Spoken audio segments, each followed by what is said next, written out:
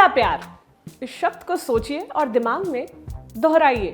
कई गाने याद आएंगे। अब उन गानों में हम क्या ही जाएं, वक्त के साथ सबको मालूम पड़ ही जाता है कि प्यार सिर्फ एक बार होता है। ये बॉलीवुड का गढ़ा सबसे बड़ा झूठ है तमाम और झूठों के बीच। पहले प्यार को लेकर बड़ी बड़ी बातें कही गई हैं कि एक वही सच्चा होता है, एक वही पवित्र होता है, एक वही सादगी से भरा होता है, उसी में ईश्वर बसता है। कितने भी लोग जीवन में आ जाएं, वो प्यार बरकरार रहता है, उसकी टीस बरकरार रहती है। अपने पहले प्रेमी के लिए सॉफ्ट कॉर्नर हमेशा बना रहता है।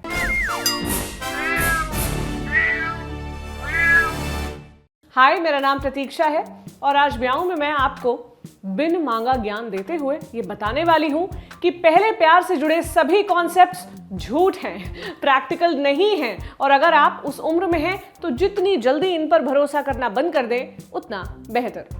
अरे नहीं ब्रो, मैं आपको इश्क मोहब्बत पर भरोसा करने से डिस्करेज नहीं कर रही हूं। मेरा नाम प्रतीक्षा है, बीप्राक नहीं है। इस शो के प्रोड्यूसर का नाम सोनल है, जानी नहीं है। ये हमारी और आपकी खुशकिस्मती है और खुशकिस्मती प्यार में पड़ना भी है। आप में से कई लोग या तो खुद उस उम्र में होंगे या फिर उस उम्र को बड़े प्यार से याद कर सकते हैं जब अपने सनम के बिना एक पल भी नहीं कटता था। आजकल की जेन जी तो शायद इंस्टाग्राम और स्नैपचैट पर मोहब्बत करती होगी, मुझे मालूम नहीं। हम उम्रदराज मिलेनियल्स तो उस दौर के हैं जब रिलायंस टू रिलायंस कॉल रात के समय फ्री होते ही लोग चमगादड़ों की तरह बेड पर उल्टे पड़ जाते थे, सारी रात बिता देते थे और उसके सो जाने के बाद उसकी सांसें सुना करते थे। उफ। तो भाई, इसमें कोई दो राय नहीं है कि फर्स्ट लव होता बड़ा क्यूट है, लेकिन कई ऐसे लोग हैं, आपके आसपास भी होंगे, जिन्हें पुराने रिश्तों से ऐसा ट्रॉमा मिला कि उन्हें उससे उबरने में कई साल लग गए, कुछ डिप्रेशन का शिकार हो गए। पहले प्यार का पहला गम, एक गाना भी है ऐसा, लेकिन जब प्यार नासूर बन जाए तो वो ना प्यार क्यूट रहता है ना उसका गम। अक्सर पहला प्यार हार्मोन्स के प्रभाव में होता है और यही इसकी खूबसूरती है, लेकिन यही जीवन की कई गलतियों की जड़ भी बनता है। अक्सर ऐसी कई गलतियां करने के कुछ साल बाद लोग सोचते हैं कि काश उस वक्त कोई गाइड करने वाला होता।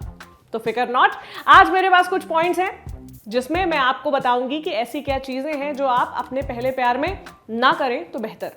आप भाई मेरी बात क्यों मानोगे? क्या मैं कोई लव डॉक्टर हूं? जी नहीं।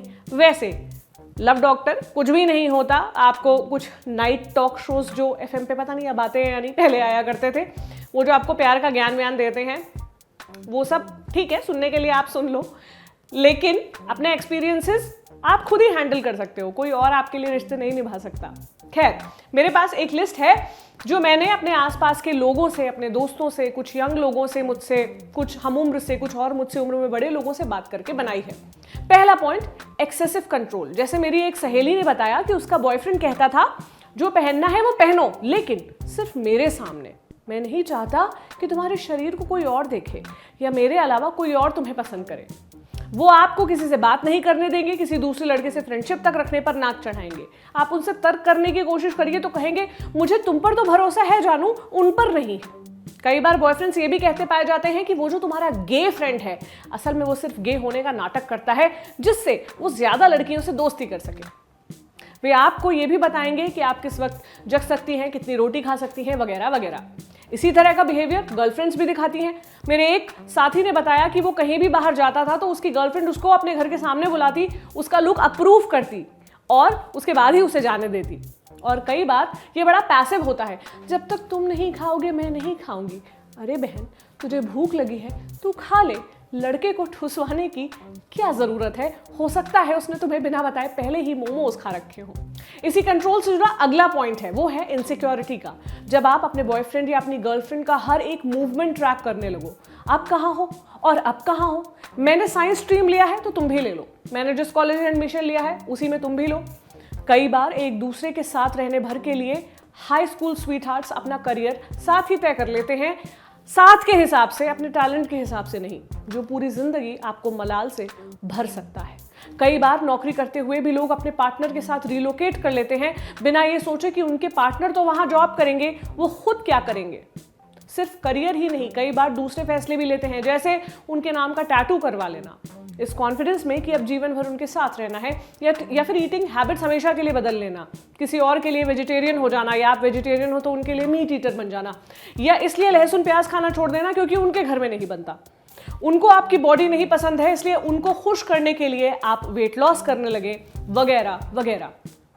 खैर, अब बात थोड़ी और सीरियस करते हैं, प्यार में स्टॉकिंग की। कई फिल्मों में हमने देखा है कि स्कूल से आती लड़कियों के पीछे हीरो लगा रहता है, जो खुद भी स्कूली लड़का है या उसका पड़ोसी हो सकता है। जाहिर है फिल्मों में उसको क्यूट और रोमांटिक दिखाया जाता है, लेकिन पहले प्यार के नाम पर किया गया ये काम असल में एक गुनाह है और यौन शोषण के दायरे में आता है। कई बार स्टॉकर लड़के उम्र में लड़की से बड़े भी होते हैं, कई बार वो एक ग्रुप में होते हैं। इस तरह का बर्ताव युवा लड़की के मन में डर और ट्रॉमा भरता है। लड़कियां पूरे जीवन अपने स्टॉकिंग एक्सपीरियंस को भूल नहीं पाती हैं। कई बार इस वजह से लड़कियों का घर से निकलना बंद करवा दिया जाता है, कई बार उसका परिवार अपना मोहल्ला बदल लेने पर मजबूर हो जाता है। इसके अलावा साइबर सिक्योरिटी का ख्याल कई युवा नहीं रखते हैं। अपने प्यार को स्थायी मानकर न्यूड या कम कपड़ों में फोटो खिंचवाना, फोन या दूसरे डिवाइस पर अपना सेक्सुअल एक्ट रिकॉर्ड करना या अन्य इंटीमेट तस्वीरें खींचना। जब तक रिश्ता चलता है तब तक सब ठीक रहता है। रिश्ता अगर गलत तरीके से या वायलेंट तरीके से खत्म हुआ या फिर मोहब्बत ही झूठी निकली तो खासकर लड़कियों की तस्वीरों का गलत इस्तेमाल हो सकता है। ये उनकी ब्लैकमेलिंग का जरिया बन सकता है। एक चीज होती है रिवेंज पॉर्न, यानी ब्रेकअप होने पर अपने पार्टनर की सेक्स क्लिप्स इंटरनेट पर अपलोड कर देना। खासकर लड़कियों के लिए ये जरूरी है कि अपनी सभी तस्वीरें में खुद कंट्रोल करें, भले ही वो अपने पार्टनर पर कितना भी ट्रस्ट करती हो। अपनी प्राइवेट तस्वीरों को सेव करने के लिए कोई सिक्योर जगह खोजें, क्योंकि यूं भी अगर आपका फोन चोरी हो गया या कहीं खो गया, किसी और के हाथ लग गया तो उसका डाटा गायब किया जा सकता है। पहले प्यार में एक चीज और होती है, सेल्फ हार्म की। अपना प्यार साबित करने के लिए नस काटना एक वक्त पर बहुत कूल माना जाता था। रांझना जैसी फिल्म में इसे दिखाया भी गया, लेकिन असल में किसी भी तरह का सेल्फ हार्म गलत होता है। एनसीआरबी यानी नेशनल क्राइम रिकॉर्ड्स ब्यूरो के आखिरी उपलब्ध डेटा के मुताबिक साल 2020 में 11,000 से अधिक माइनर्स यानी 18 की उम्र के नीचे के युवाओं ने सुसाइड किया। इन सुसाइड केसेस की दो मुख्य वजहें थी, फैमिली इश्यूज और लव अफेयर्स। प्रेम में मिली असफलता युवाओं को कभी एक साथ कभी एक दूसरे के बिना अपनी जान देने के लिए उकसाती है।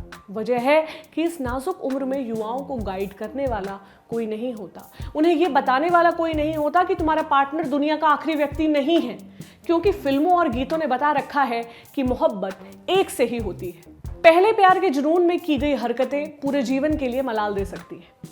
इसलिए हमारे जितने भी युवा दर्शक हैं वे याद रखें कि कुछ भी स्थायी नहीं होता। हर दौर बीत जाता है, लेकिन रिग्रेट्स रह सकते हैं। गलतियां करने में कोई बुराई नहीं है, सब गलतियों से ही सीखते हैं।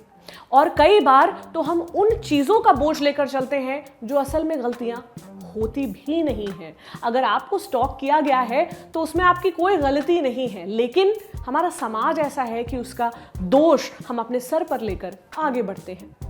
कुछ गलतियां ऐसी होती हैं जो बाद में ट्रॉमा लेकर आ सकती हैं। मोहब्बत करिए, जी भर के करिए, गाने गाइए, डेट पर जाइए, कविताएं लिखिए, रात भर बतियाइए, ये सब आपके निजी फैसले हैं, लेकिन अपनी इमोशनल और फिजिकल सिक्योरिटी का ध्यान रखिए। और ध्यान रखिए मार्च के मौसम में बदलती हुई हवा से अपनी सेहत का। आपसे मिलूंगी सोमवार को वीडियो को लेकर। अपनी राय रखिए कमेंट बॉक्स में। शुक्रिया।